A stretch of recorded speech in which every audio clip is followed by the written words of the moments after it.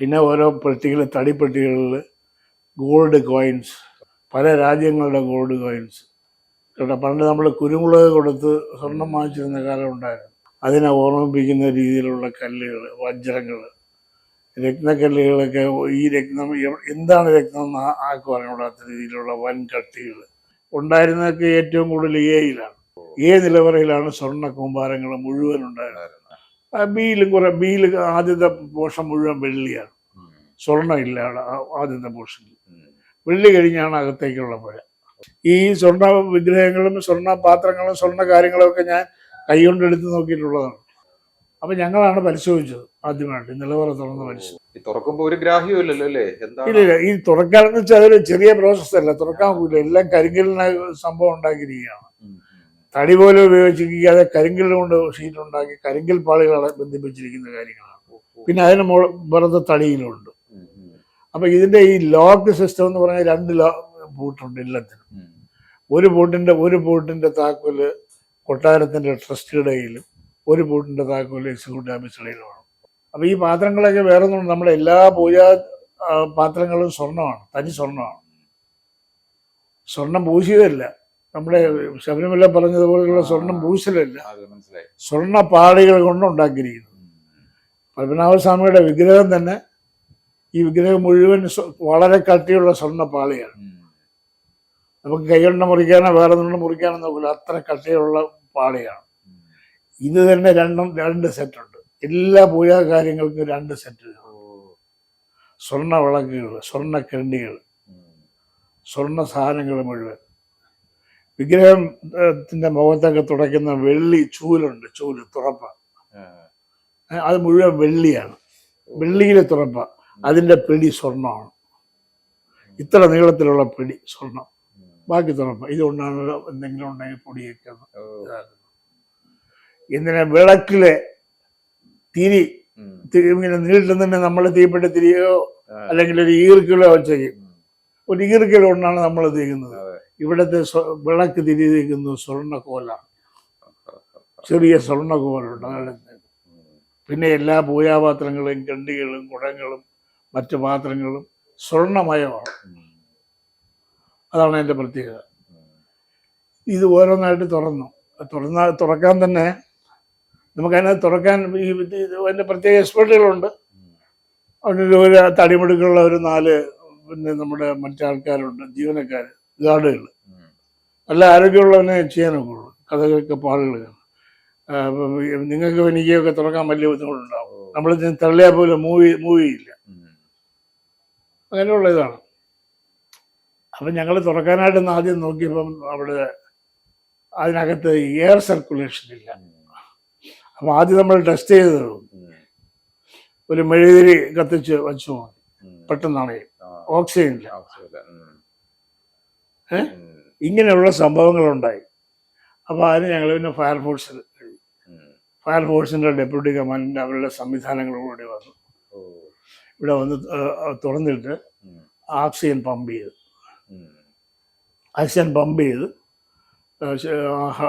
എന്നിട്ട് അവർ തന്നെ അതിൻ്റെ ആൾക്കാരെ ഇറങ്ങി. എന്നിട്ട് അവിടെ ഓരോ ഇതിലും മുഴുവൻ സ്വർണ്ണ വിഗ്രഹങ്ങളും, ഈ വിഗ്രഹത്തിൻ്റെ അടപ്പുകളും, നല്ല വിഗ്രഹങ്ങൾ സ്വർണവും, അതിൽ തങ്കവും രത്നങ്ങളും പതിച്ചതും, രത്നങ്ങളുടെ കലവറയും. പിന്നെ ഓരോ തടിപ്പെട്ടികളിൽ ഗോൾഡ് കോയിൻസ്, പല രാജ്യങ്ങളുടെ ഗോൾഡ് കോയിൻസ് കേട്ടോ. പണ്ട് നമ്മൾ കുരുമുളക് കൊടുത്ത് സ്വർണം വാങ്ങിച്ചിരുന്ന കാലം ഉണ്ടായിരുന്നു. അതിനെ ഓർമ്മിപ്പിക്കുന്ന രീതിയിലുള്ള കല്ലുകൾ, വജ്രങ്ങൾ, രത്നക്കല്ലുകളൊക്കെ. ഈ രത്നം എന്താണ് രത്നം എന്ന് ആർക്കും അറിഞ്ഞൂടാത്ത രീതിയിലുള്ള വൻ കട്ടികൾ. നമ്മളിന്ന് കാണുന്നൊരു ചെറിയ പൊട്ടിന് വലിയ രൂപമായിരിക്കും ഉണ്ടാവുക. ഇങ്ങനെയൊക്കെയുള്ള ഒരുപാട് സ്വർണ്ണക്കട്ടികൾ കാണാനിടയായി. പല പെട്ടികളും ദ്രവിച്ചു പോയതാണ്. പെട്ടികളുടെ പൂട്ട് മാത്രമുണ്ട്, ബാക്കിയൊക്കെ ഞാൻ തൊട്ടപ്പം തന്നെ പൊടിഞ്ഞു പോയി. പക്ഷെ അതിനകത്ത് വേറെ ചലന്തിയോ പാറ്റോ അങ്ങനെയുള്ള ശല്യങ്ങളൊന്നുമില്ല. അങ്ങനെ പൊടിഞ്ഞു പോയി. പിന്നെ അതിനെല്ലാം ഞങ്ങൾ വേറെ വലിയ പെട്ടി, പഴയ ട്രങ്ക് പെട്ടി എന്ന് പറയുന്ന രീതിയിലുള്ള പഴയ മിലിറ്ററി പെട്ടികളുണ്ട്, അതേപോലെ പെട്ടി വാങ്ങിച്ചു.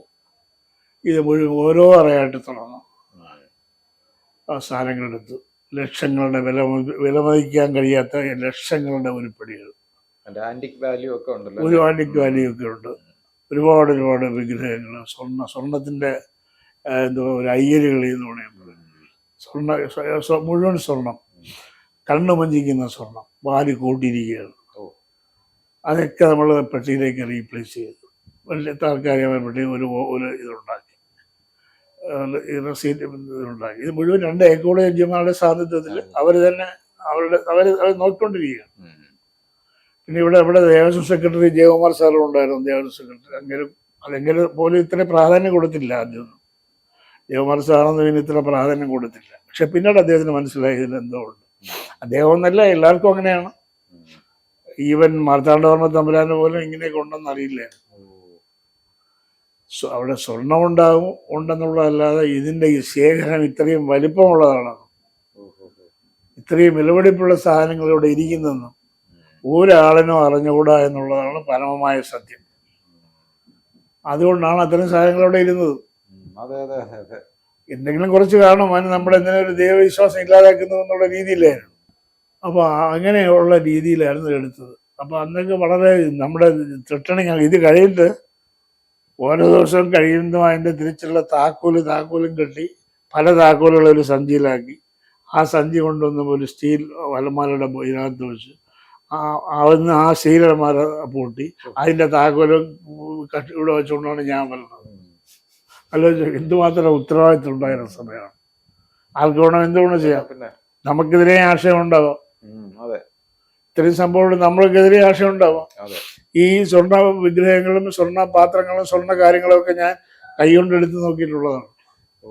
വലിയ മാലകളും എടുത്ത് നോക്കിയിട്ടുള്ളതും മടിയിൽ വെച്ചിട്ടുള്ളതുമാണ്.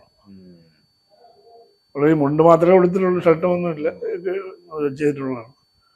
അപ്പം അതൊരു വലിയ സംഭവമായിരുന്നു. എന്തായാലും അത് കോടതി അവസാനം എന്ത് നിർദ്ദേശിച്ചു, അത് ഡിജിറ്റലൈസ് ചെയ്യാനും അതിൻ്റെ ഡീറ്റെയിൽസ് എടുക്കാനും ഫോട്ടോ എടുക്കാനും ഒക്കെ വെച്ച് വേറെ അടുത്തൊരു കമ്മിറ്റി ഉണ്ടാക്കി. ആ കമ്മിറ്റി ഇത് മുഴുവൻ കൃത്യമായ അളന്ന് തിട്ടപ്പെടുത്തി വാല്യുവേഷൻ ഒഴിച്ച്, വാല്യുവേഷൻ ആ ഒരാളല്ല, വാല്യുവേഷൻ ഒഴിച്ച് ബാക്കിയെല്ലാം റെഡിയാക്കി എന്തൊക്കെ സാധനങ്ങൾ എവിടെയൊക്കെ ഉണ്ട് ഏതൊക്കെയാണെന്നുള്ളൊരു ലിസ്റ്റ് തന്നെ ഉണ്ടാകും. ബി നിലവറ തുറക്കാത്തത് ഈ ബി നിലവറയുടെ 2 പാർട്ടാണ്. ബി നിലവറ, ഒരു നിലവറ ഉണ്ടെന്ന് ഇതൊരു മുറി, ഈ തുറന്നു നോക്കുമ്പോഴാണ് ഇവിടെ വേറൊരു മുറി ഇരിക്കുന്നത്. ഇത് നമ്മൾ അറിയുന്നില്ല. ഇതിങ്ങനെ തുറന്നു നോക്കി ഇത്രയേ ഉള്ളൂ. ഇവിടുത്തെ സാധനങ്ങളൊക്കെ എടുത്തകത്ത് വെച്ച് നോക്കി ഇങ്ങനെ ചെക്ക് ചെയ്തുകൊണ്ടിരിക്കുന്നു. അവിടെ നോക്കുമ്പോൾ വേറൊരു ഇരുമ്പ് മറ, ഉരുക്കിൻ്റെ ഒരു മറ, അത് 2-3 സർപ്പങ്ങളുടെ ചിഹ്നമൊക്കെ വരച്ച് വെച്ചിട്ടുണ്ട്. വരച്ചല്ല, കൊത്തി വെച്ചിട്ടുണ്ട് കേട്ടോ. അപ്പൊ അത് തുറക്കാൻ നോക്കി. അതെ. അപ്പൊ അത് തുറക്കാൻ നോക്കിയപ്പോൾ അത് തുറക്കുന്നില്ല. അത് ഒരു തരത്തിലും തുറക്കുന്നില്ല. ബാക്കി വാതിലുകളൊക്കെ ഈസിയായിട്ട് നമുക്ക് തുറക്കാൻ കഴിയും, ഇത് തുറക്കുന്നില്ല. മാത്രമല്ല ആ സമയത്ത് നമ്മുടെ ഹൈക്കോടതിയിലെ ഒരു ജഡ്ജി ഉണ്ടായിരുന്നു, രാജൻ. അദ്ദേഹത്തിന്റെ കാലിലെ ഒരു ടൂൾസ് എന്തോ ഒന്ന് വീണ് ഒന്നും കാലിൽ മുറിഞ്ഞ് കാലിൽ രക്തം കണ്ടു. അപ്പൊ അതൊരു അശുഭമാണ്. കാലിൽ രക്തം കണ്ടതുകൊണ്ട് അവിടെ തുറക്കണ്ട, എന്ത് വേണമെന്ന് കോടതിയോട് ചോദിക്കുക. സുപ്രീം കോടതിയോടാണല്ലോ നിർദ്ദേശിച്ചിരിക്കുന്നത്. സുപ്രീം കോടതി ചോദിക്കുക എന്ത് ചെയ്യണം, വെട്ടിപ്പൊളിക്കണോ, മറ്റേ ഈ കട്ടർ കൊണ്ടുവന്ന് കട്ട് ചെയ്യാം. ഈ വാതിൽ ഇലക്ട്രിക് കട്ടർ അകത്ത് കൊണ്ടുവന്ന് ഈ കട്ട് ചെയ്ത് നമുക്ക് പൊളിക്കാം. അത് എന്ത് ചെയ്യണം സുപ്രീം കോടതിയോട് ചോദിക്കാമെന്ന് അബദ്ധത്തിൽ അന്ന് പറഞ്ഞുപോയി. അത് നമ്മളെങ്ങനെ അതിനെക്കുറിച്ച് ആലോചിച്ച ഉടൻ തന്നെ അത് പിന്നെ ഒരു വലിയ വാർത്തയായി, ഇഷ്യൂ ആയി, നമുക്ക് തുറക്കാൻ പറ്റാത്തൊരു കണ്ടീഷനിലായി. അപ്പോഴും പിന്നെ കൊട്ടാരത്തിൽ നിന്ന് വലിയ ദേവപ്രശ്നമൊക്കെ വെച്ചു. വലിയ ഒരുപാട് ജ്യോത്സ്യന്മാരെ, പ്രഗത്ഭന്മാരായ ജ്യോത്സ്യന്മാരെ കൊണ്ടുവന്ന് ക്ഷേത്രത്തിനകത്ത് പരസ്യമായി പിന്നെ മാർത്താണ്ഡവർമ്മയും ട്രസ്റ്റി അംഗങ്ങളും മറ്റാൾക്കാരും 8 വീട്ടിൽ പിള്ളമാരും ഒക്കെ ഇരിപ്പുണ്ടായിരുന്നു. മറ്റ് നമ്മളെപ്പോലുള്ള ആൾക്കാരും ഒക്കെ വെച്ചിട്ട് ജ്യോത്സ്യം ചെയ്യും, തുറക്കണോ. അപ്പം ജ്യോത്സ്യം പറയുന്നു തുറക്കണ്ട, അപകടമാണ്. അതിനൊരു വലിയ ഇമ്പോർട്ടൻസ് കൊടുത്തു. എനിക്ക് തോന്നുന്നത് തുറന്നിരുന്നെങ്കിലും വലിയ പ്രശ്നമൊന്നും ഉണ്ടാവില്ല, വേറെ ഒന്നും പറയാനില്ല, നോക്കിയാലേ ഉള്ളൂ. പക്ഷെ അതിനകത്തൊരു അമൂല്യമായ ചില കാര്യങ്ങളുണ്ട്. പിന്നെ അതിൻ്റെ മൂലഗ്രന്ഥം അല്ലെങ്കിൽ മൂലപ്രമാണം, ഇതിൻ്റെ പത്മനാഭൻ്റെ അതിൻ്റെ ഒരു വേദങ്ങളുടെ ഇതായിരിക്കുമല്ലോ, സമുച്ചയമായിരിക്കും. അതിൻ്റെ ഒരു മൂല ഗ്രന്ഥമോ അതിൻ്റെ താളിയോലയോ അങ്ങനെയുള്ള ഇമ്പോർട്ടൻസ് കാണും. അത് നേരെ വരുന്നത് പത്മനാഭസ്വാമിയുടെ താഴെയാണ്. ഇതൊരു ഗുഹ പോലെയാണ്. നടന്നു പോകാം, നമുക്കൊക്കെ നിവർന്ന് നടന്നു പോകാവുന്ന ഗുഹ. ആ വീട് അങ്ങേറ്റത്തെ ഒരു സംഭവം ഉണ്ടാവും. അവിടെ ഇങ്ങനെ കാണും. എല്ലാ ആൾക്കാരും പറയുന്ന അവിടെ ഒരുപാടൊക്കെ ഉണ്ട്. അങ്ങനെയൊന്നും കാണില്ല. ഉണ്ടായിരുന്നതൊക്കെ ഏറ്റവും കൂടുതൽ എയിലാണ്. നിലവറയിലാണ് സ്വർണ്ണ കൂമ്പാരങ്ങൾ മുഴുവൻ ഉണ്ടായിരുന്നത്. ബിയിലും ബിയിൽ ആദ്യത്തെ പോർഷൻ മുഴുവൻ വെള്ളിയാണ്. സ്വർണ്ണം ഇല്ല അവിടെ ആദ്യത്തെ പോർഷനിൽ. വെള്ളി കഴിഞ്ഞാണ് അകത്തേക്കുള്ള പുര. അതിലെന്തുണ്ടാകുമെന്ന് പറയാനൊക്കില്ല. പല സാഹചര്യങ്ങൾ വെച്ച് നോക്കുമ്പോൾ എനിക്ക് തോന്നുന്നത് ഇവിടെ ഇപ്പം കിട്ടിയിട്ടുള്ളതിനേക്കാളും ഒന്നും കിട്ടാനില്ല. അവിടെ കുറച്ചെന്തെങ്കിലും കാണും. അവിടെ ചില മന്ത്രങ്ങളൊക്കെ വച്ചിട്ടുള്ള താളിയോലകൾ അല്ലെങ്കിൽ ഇതിൻ്റെ മറ്റു എന്തെങ്കിലും ഇമ്പോർട്ടൻസ് അവിടെ ഉണ്ട്. ഒരു ശക്തി എന്ന് പറയുന്ന ഒരു പവർ എന്ന് പറയുന്ന അതിനകത്താണ്. അത് തുറന്നില്ല. അത് സുപ്രീം കോടതിയിൽ പല പ്രാവശ്യം വന്നു. ഇവിടെ കോടതി തന്നെ നിരീക്ഷിച്ചു, തൽക്കാലം അവിടെ ഇരിക്കട്ടെ, തുറക്കണ്ടെന്നവർ വ്യക്തമായിട്ട് പറയാതെ ഒരുമാതിരി ഉഴപ്പി. കാരണം അങ്ങനെ ഇതിനിടയ്ക്ക് പല അനിഷ്ട സംഭവങ്ങളും പലരും ഉണ്ടായി, പലരും മരിക്കുകയൊക്കെ ചെയ്തിട്ട്. അപ്പം പലർക്കും ഒരു ഭയം ഉണ്ടായി, ഈ തുറന്ന മരിച്ചു എന്നൊക്കെയുള്ള ഒരു ധാരണ ഉണ്ടായി. ആദ്യം ഈ കേസ് കൊടുത്ത് സുന്ദരരാജൻ സാറ് തന്നെ മരണപ്പെട്ടു. സുന്ദരരായ മരിച്ചു. സുന്ദരരാജന് മുമ്പ് 2-3 ആൾക്കാർ മരിച്ചു. അവരും മുനിസിപ്പൽ കോടതി കേസ് കൊടുത്തവരാണ്. സുന്ദരരാജൻ അവരുടെ അയാൾക്കെതിരെ കുറ്റബോധം ഉണ്ടായിരുന്നു. അയാൾ ഇത്രയൊന്നും പ്രതീക്ഷിച്ചില്ല. ഞാൻ എന്നെ കൊണ്ട് പത്മനാഭസ്വാമിക്ക് ഇങ്ങനെ ഒരു ഇതുണ്ടായല്ലോ, അദ്ദേഹത്തിൻ്റെ കാണപ്പെടാത്ത സ്വത്തുക്കളും കാര്യങ്ങളും ഒക്കെ പൊതുജനങ്ങൾ അറിഞ്ഞല്ലോ എന്നൊക്കെ ഒരു കുറ്റബോധം ഉണ്ടായിരുന്നു. അവസാനം അയാൾ നീറി ആരോടും പറയാതെ സംസാരിച്ചിരിക്കുകയായിരുന്നു. പെട്ടെന്നുണ്ടായ എന്തോ ഒരു പനിയോ എന്തോ കൊണ്ട് 2ാമത്തെ ദിവസം മരിച്ചു. കോടതി അതിന് നല്ല രീതിയിൽ ഒരു അഡ്മിനിസ്ട്രേറ്റീവ് കമ്മിറ്റി ഉണ്ടാക്കി.